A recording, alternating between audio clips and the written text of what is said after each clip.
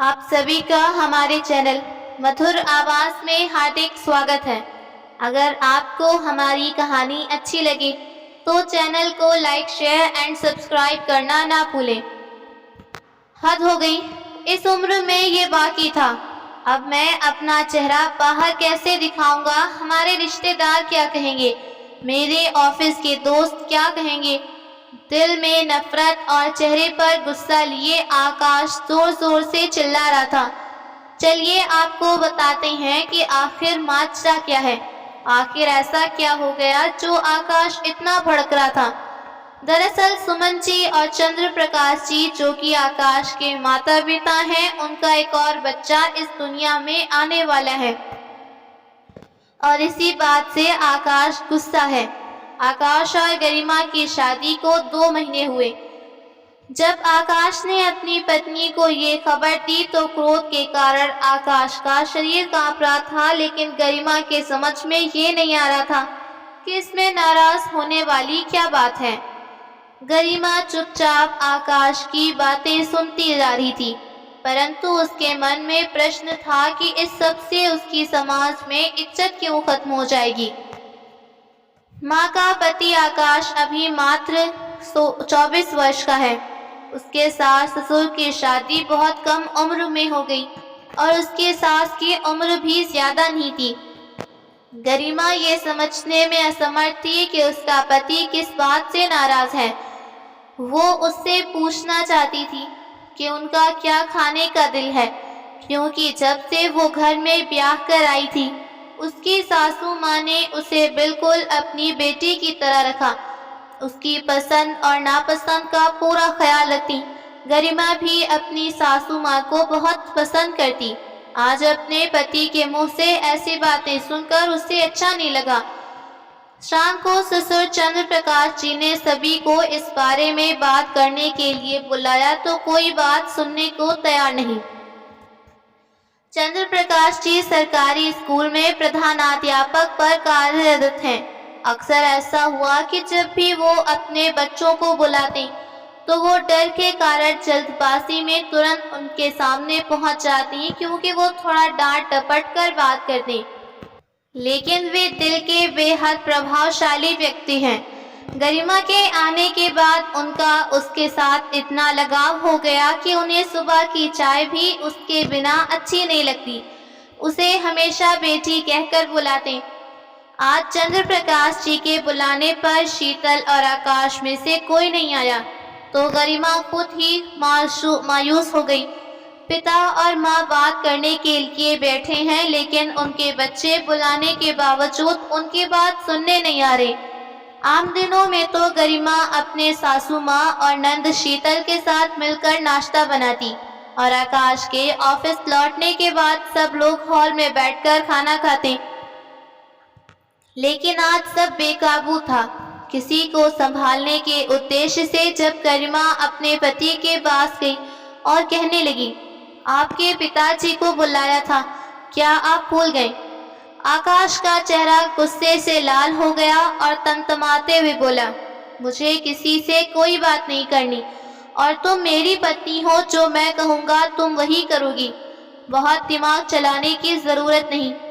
वो आकाश की पत्नी है तो सास ससुर की तरफ से क्यों नहीं बोल सकती, परंतु नई थी इसलिए चुपचाप बैठ गई। दरवाजे पर ससुर की दस्तक हुई, बेटा आकाश, परंतु आकाश ने कोई जवाब नहीं दिया।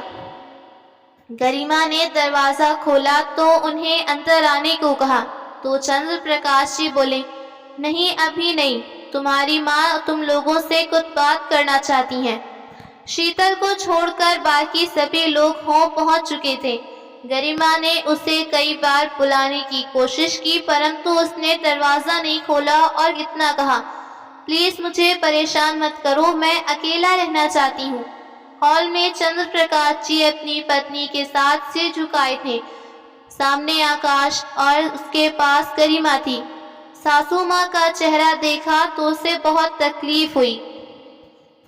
एक ही दिन में आंखों के नीचे काले खीरे पड़ गए। शायद बहुत रोई थी। आज पूरा दिन कमरे से बाहर नहीं निकली। गरिमा को भी रोना आ रहा था। तभी आकाश ने कठोर स्वर में कहा, क्या कहना था आपको, जल्दी कहिए, मुझे काम है। आकाश ने कभी आज तक अपने पिता से इस लहजे में बात नहीं की। तभी चंद्र प्रकाश जी बोले, तुम लोग सब जानते हो। आकाश बोला, हाँ जानते हैं, तो अब तुम्हें इस बारे में क्या कहना है? हम आपको क्या कह सकते हैं पिताजी, आपने कुछ कहने लायक थोड़ी न छोड़ा है। मुझे तो समझ नहीं आती कि सामने हम मुंह कैसे दिखाएंगे। आप लोगों ने कहीं जाने लायक नहीं छोड़ा। अपने पति की बात सुन गरिमा कभी उसकी ओर देखती, कभी सास ससुर की ओर। तभी चंद्र प्रकाश जी बोले, क्या हमारे कारण तुम लोगों को बाहर निकलने में शर्म आ रही है? तभी आकाश ने ऊंचे स्वर में कहा, और नहीं तो क्या, मेरे मित्र हैं, शीतल की सहेलियां हैं, गरिमा के मायके वाले हैं। मुझे सोचकर ही शर्म के कारण मेरा सिर झुक रहा है। बेटे को इस तरह बात करते देख सुमन जी की आंखों में आंसू आ गए। उसे बहुत तकलीफ हो रही थी, परंतु आकाश बोलता गया, ये सब कारनामे करने के बाद अब आप लोग हॉल में बुलाकर सभा बैठा रहे हैं। लेकिन पिताजी, मैं इतना कहना चाहता हूँ कि अब मेरा आपसे कोई लेना देना नहीं। अब मैं केवल अपने तरीके से जीऊंगा और आप अपने तरीके से। शीतल क्या करेगी खुद जाने। उधर सुमन जी की आंखों के आंसुओं की धारा रुक ही नहीं रही थी। मतलब ये है कि तुम घर की रसोई बांटना चाहते हो। आकाश खड़ा हुआ और बोला, मुझे इन औरतों वाली बातों में दिलचस्पी नहीं, परंतु मैं आपके साथ कोई रिश्ता नहीं रखना चाहता। तभी चंद्र प्रकाश जी अपने आंसू पोंछते हुए बोले, तो ठीक है, तुम हमारे साथ रहना नहीं चाहते तो मैं तुम्हारी माँ गांव वाले मकान में जाते हैं। इतने एहसान की जरूरत नहीं, पहले ही आप बहुत आई कर चुके हैं। ऐसा कहकर आकाश कमरे में गया। इधर हॉल में बैठे दोनों माता पिता बच्चों का व्यवहार देख अपराध बोध से ग्रस्त हो गए, परंतु घर में पहले जैसी रौनक नहीं थी। आकाश और शीतल दोनों भाई बहन माता पिता से बात नहीं कर रहे थे, केवल कमरे तक सीमित थे। यदि किसी कारण से आमना सामना हो भी जाता तो दोनों माता पिता को गुस्से और नफरत भरी निगाह से देखते। ऐसी हालत में अगर उन्हें कोई समझ पा रहा था तो उनकी बहू गरिमा, जो उनका ख्याल रखने की पूरी कोशिश करती, उनके साथ हालचाल बांटती, परंतु गरिमा ने महसूस किया कि सासू माँ पहले जैसी नहीं रही। गरिमा और चंद्र प्रकाश जी खुश रखने की कोशिश करते, परंतु ज्यादा सफल नहीं हो पाते, क्योंकि गरिमा उसके माता पिता के लिए कुछ करे, इसलिए वो नहीं चाहता। समय बीतते बीतते 7 महीने हो चुके थे। एक दिन अचानक सुमन जी की तबीयत बिगड़ने लगी। पैरों में सूजन आ गई, कुछ खा भी नहीं पा रही थी। उल्टियां होने के कारण शरीर इतना कमजोर हो गया कि चल फिर नहीं सकती। उनकी रात भर सेवा करते, कभी तो अपनी पत्नी के पैर दबाते, कभी उन्हें अपने हाथों से खिलाते। उल्टी भी हो जाती तो साफ करते। उनको अपनी पति का प्यार देख गरिमा आश्चर्यचकित रह गई, परंतु इतना सब कुछ होने के बावजूद आकाश और उसकी बहन शीतल का दिल नहीं पसीजा। एक दिन तेरी माँ के पास उसकी माँ का फोन आया, कुछ दिनों के लिए दामाद जी के साथ हमारे यहाँ आ जाओ। गरिमा ने हैरानी से कहा, ये क्या कह रही हो माँ? माँ को ऐसी हालत में छोड़कर कैसे आ जाऊं? गरिमा, तुम्हारा दिमाग खराब हो गया है।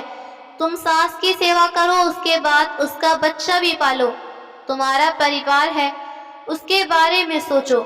परंतु माँ, तुमने समझाया है कि मेरा ससुराल मेरा परिवार है, तो फिर आज ऐसी बातें क्यों? इतना मालूम है कि मेरी सास को जरूरत है तो मैं उनके साथ खड़ी रहूंगी। इतना कहकर गरिमा ने अपनी माँ की कोई बात बिना सुने फोन काटा। अक्सर पड़ोस के लोग हंसी मजाक बनाया करते। एक दिन बगल वाली आंटी ने कहा, एक बात तो बताओ बहू, क्या तुम्हारी सास के पाँव भारी हैं? शांत स्वर करते हुए कहा, सही सुना है आंटी जी, लेकिन इस उम्र में ये सब कारनामे।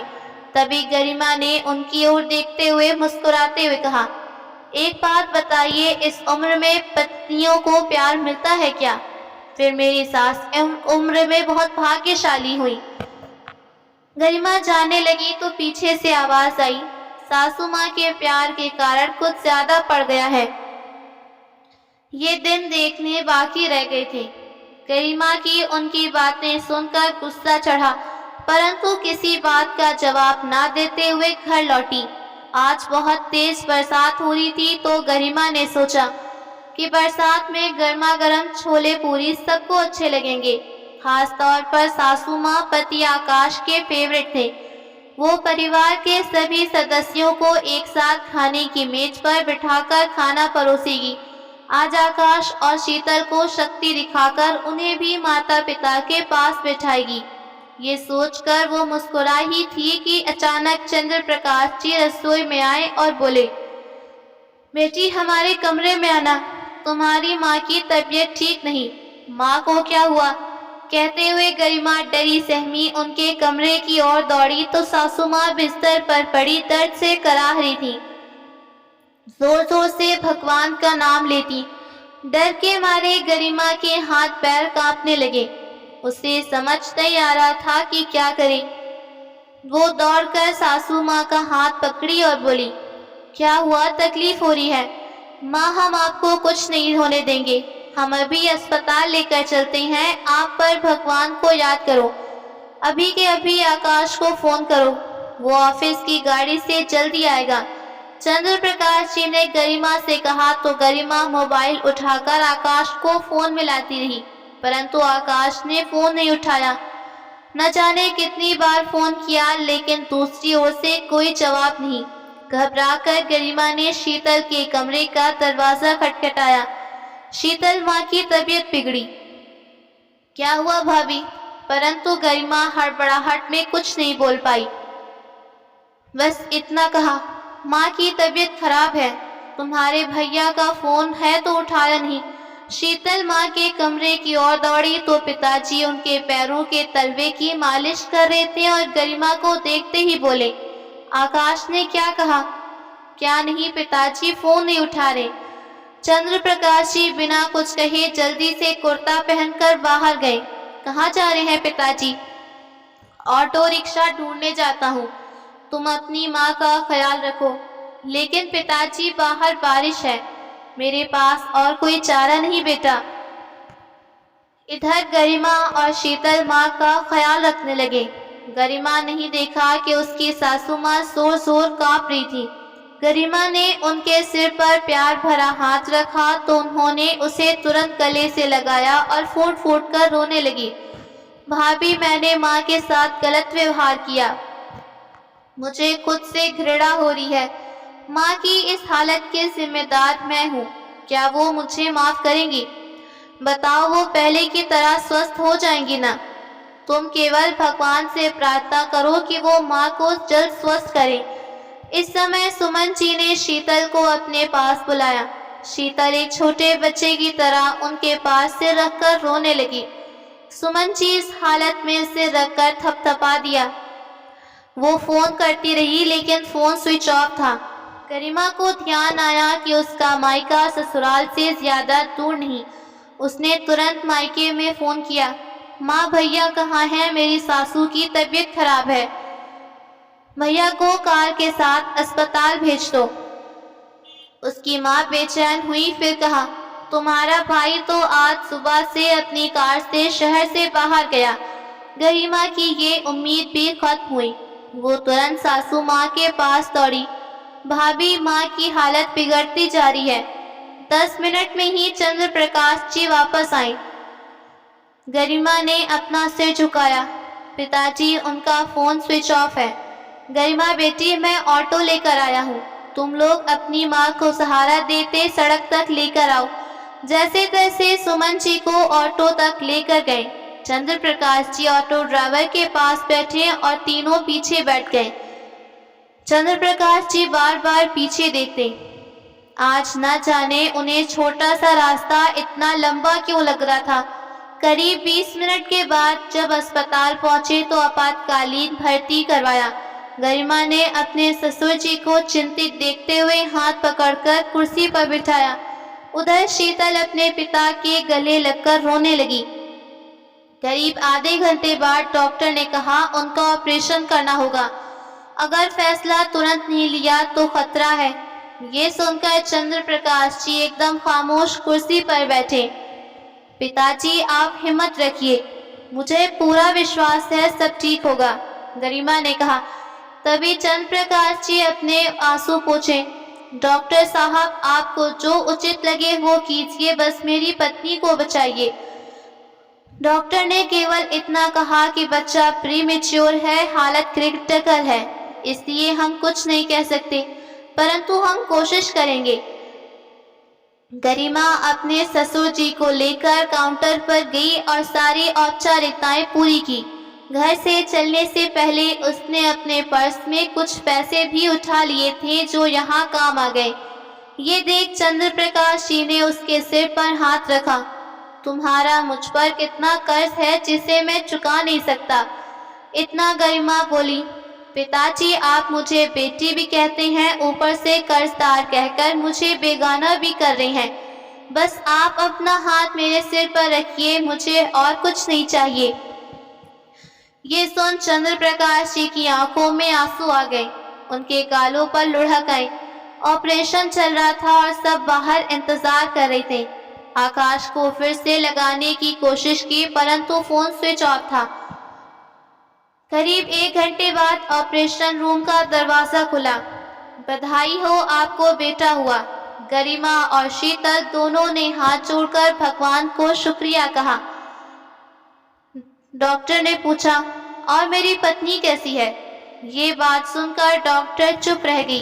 चंद्र प्रकाश जी डॉक्टर की चुप्पी से घबराए और बोले, कुछ तो बोलिए डॉक्टर, उनकी हालत अभी क्रिटिकल है। इतना कहकर डॉक्टर चला गया। चंद्र प्रकाश जी को तो जैसे काटो तो खून नहीं। इतना सुनकर वो कपकपे पैरों से कुर्सी पर धम से बैठ गए। कुछ देर नवजात बच्चे की रोने की आवाज सुन गरिमा उठ खड़ी हुई। नर्स बच्चे को लेकर ऑपरेशन रूम से बाहर आई। गरिमा ने अपनी गोद में लिया और पल भर बच्चा चुप हुआ। छोटे नन्हे हाथों से उसने गरिमा के रुपट्टे को पकड़ा। ये देख गरिमा मुस्कुराने लगी। क्या तुम इसे गोद में नहीं लोगी? शीतल ने कहा। पहले पापा को दिखाओ भाभी। चंद्र प्रकाश जी ने अपने बेटे को देख उठ खड़े हुए, उसे बड़े प्यार से देखा और फिर गोद में लेकर जोर जोर रोने लगे। लेकिन बच्चा अपने पिता की शरण में आकर चैन की नींद सो गया। शाम के वक्त जब आकाश घर पहुंचा तो घर पर कोई नहीं। किसी को ना पाकर उसका दिल अनजाने से डर के कारण कांप गया। फोन को चार्ज पर लगाकर फोन किया तो गरिमा के 10 मिस कॉल। जैसे ही फोन लगाकर पूछने लगा, उसी समय उसके पिता चंद्र प्रकाश जी का फोन आया। आकाश, जो अभी तक पिता से नाराज था, परेशान और चिंतित होते हुए बोला, हेलो पिताजी, कहाँ हैं? माँ तो ठीक है ना? बेटा, हम अस्पताल में हैं। तुम्हारी माँ की हालत कुछ ठीक नहीं। तुम एक काम करो, हमारी अलमारी में लॉकर में तुम्हारी माँ की रिपोर्ट है, तुम रिपोर्ट लेकर आ जाओ। मैं तुरंत पहुँचता हूँ। आकाश ने जल्दबाजी में माँ पिताजी की अलमारी खोली, लेकिन लॉकर में बहुत कागज थे। हड़बड़ाहट में माँ की रिपोर्ट ढूंढते ढूंढते सारे कागज जमीन पर बिखर गए। आकाश की नजर एक कागज पर पड़ी जो शायद उसकी माँ की डायरी का एक पन्ना था। उस पर जो कुछ लिखा था उसे पढ़कर आकाश के तो जान निकल गई। पन्ने पर लिखा था, कमला हमारे घर की सदस्य की तरह थी। न जाने उसकी किस्मत इतने दुख क्यों थे। माँ बाप ने तो पहले साथ नहीं छोड़ा। कुछ महीने पहले पति की मृत्यु हुई और आज खुद कैंसर की बीमारी से जंग हार गई। अपने 3 महीने के नन्हे बेटे को हमारी गोद में डाल गई। कैसे भूल सकती हूँ वो आखिरी शब्द, मालकिन आज तक आपने मुझ पर एहसान किए, अब एक एहसान और कर दीजिए। मेरा बच्चा आकाश मैं आपके हवाले किए जा रही हूँ, इसका ख्याल रखना। मैंने भी उसे वचन दिया कि हम उसके बच्चे को अपना बच्चा समझकर पालेंगे, उसे ये पता नहीं लगने देंगे कि हम उसके माँ बाप नहीं। आकाश पसीने से तरबतर हो गया, थम से जमीन पर बैठा। जिन माँ बाप को आज तक मैं इतनी बातें सुनाता आया वो दरअसल उसके माँ बाप थे ही नहीं। फिर भी उन्होंने इस बात का एहसास नहीं होने दिया।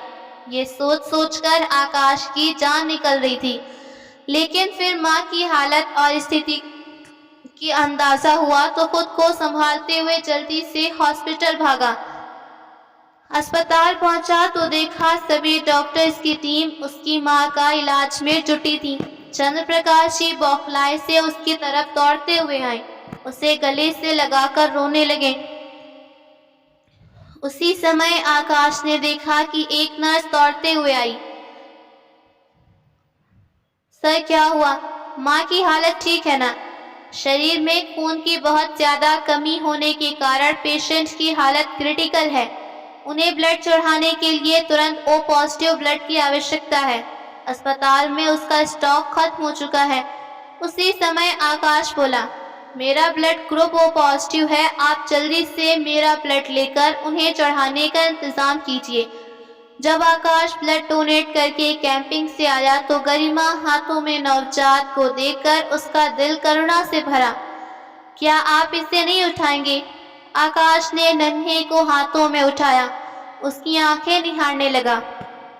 थोड़ी देर के बाद जब उन्हें सुमन जी से मिलने की इजाजत मिली तो गरिमा और आकाश माँ से मिलने के लिए नन्हा आकाश के हाथों में था। आकाश को देखते ही सुमन जी के चेहरे पर मुस्कान आई, लेकिन आकाश अपनी माँ को देखकर फूट फूट कर रो पड़ा। माँ मुझे माफ कर दीजिए, सुमन जी ने प्यार से कहा। बेवकूफ लड़के रो मत, मैं तुम्हें हंसते हुए देखना चाहती हूँ। फिर इशारे से आकाश और गरिमा को अपने पास बुलाया, उसके सिर पर हाथ दिया, फिर मुन्ने को चूमा और आकाश से बोली, मेरी वजह से तुमने सम्मान खोया।